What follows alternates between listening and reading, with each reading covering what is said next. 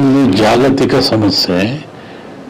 ಈ ಹಿಂದೆ ಹೇಳಿದ್ದನ್ನೆಲ್ಲ ದೇಶಗಳು ನಾಶ ಆಗ್ತವೆ, ಮಳೆ ಬೆಂಕಿ ಸುರಿಯಿಂದ ಪಂಚಭೂತಗಳಿಂದಲೂ ಕಷ್ಟ ಇದೆ ಅಂತ ಹೇಳಿದ್ದಾರೆ. ಅದರಲ್ಲಿ ಇನ್ನೂ ಜಾಸ್ತಿ ಮಳೆ ಆಗೋ ಲಕ್ಷಣ ಇದೆ. ಆಮೇಲೆ ವೈಪರೀಕ ಹವಾಮಾನ ವ್ಯತ್ಯಾಸದಲ್ಲಿ ಜನಗಳು ಸಾಯೋ ಲಕ್ಷಣ ಇದೆ ಅದರಲ್ಲಿ. ಮತ್ತು ಯುಗಾದಿ ನಂತರ ವಿಸ್ತಾರ ಹೇಳ್ಬೋದು.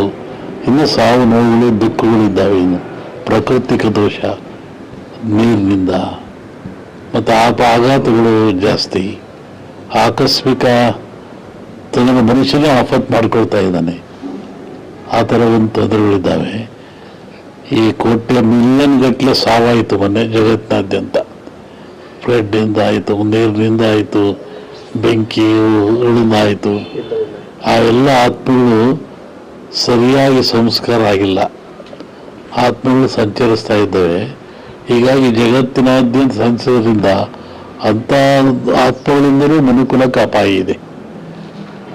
ಏಕಾಂಗಿ ಹೋಗುವುದು, ಮಾನಸಿಕ ಸ್ಥೈರ್ಯ ಕಳ್ಕೊಳ್ತಕ್ಕಂಥದ್ದು, ಇದ್ದಕ್ಕಿದ್ದಂಗೆ ಬೀಳ್ತಕ್ಕಂಥದ್ದು, ಆಮೇಲೆ ಹುಚ್ಚುತನ ತೋರಿಸ್ತಕ್ಕಂಥದ್ದು, ಇದರಲ್ಲಿ ಶರೀರ ಅಂಗಾಂಗಗಳು ವ್ಯತ್ಯಾಸ ಆಗ್ತಕ್ಕಂಥದ್ದು ಅದು ಇದೆ. ಇನ್ನು ಕರ್ನಾಟಕಕ್ಕೆ ಒಳ್ಳೆಯದಿದೆ, ಮಳೆ ಬೆಳೆ ಚೆನ್ನಾಗಿದೆ. ಆದರೆ ಟೋಟ್ಲಿ ಮುಂದೆ ಭಾಳ ಅಪಾಯ ಇದೆ. 25ಕ್ಕಿಂತ 10 ಪಟ್ಟು ಜಾಸ್ತಿ ಅಪಾಯ ಇದೆ 26ರಲ್ಲಿ. ಸೂರ್ಯನ ಮೇಲೆ ಹೇಳುವಂಥದ್ದೊಂದು, ಚಂದ್ರ ಹಿಡ್ಕೊಂಡು ಹೇಳುವಂಥದ್ದು ಒಂದು. ಚಂದ್ರಮಾನ ಯುಗಾದಿ ಅಂತ ಒಂದು ಹೇಳ್ತೀವಿ. ಉತ್ತರಾಯಣ ಬದಲಾವಣೆ ಸೂರ್ಯನ ಮೇಲೆ ಅಂತ.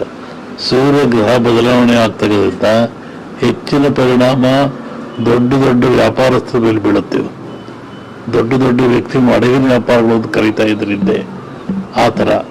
ಆಮೇಲೆ ಕೆಲವು ರಾಜಕೀಯ ವ್ಯಕ್ತಿಗಳಿಗೆ ಬಹಳಷ್ಟು ಪಾಳ್ಯಗಾರರು ಶ್ರೀಮಂತರು ಬೀಳುತ್ತೆ. ಅದರಿಂದ ಈ ಸಂಕ್ರಾಂತಿ ಅಂತ ಶುಭ ಏನು ಕಾಣ್ತಾ ಇಲ್ಲ. ಜಾಗತಿಕ ದೇಶದ ಮಟ್ಟದಲ್ಲಿ ಅಪಾಯ ಆಗೋ ಲಕ್ಷಣ ಇದೆ.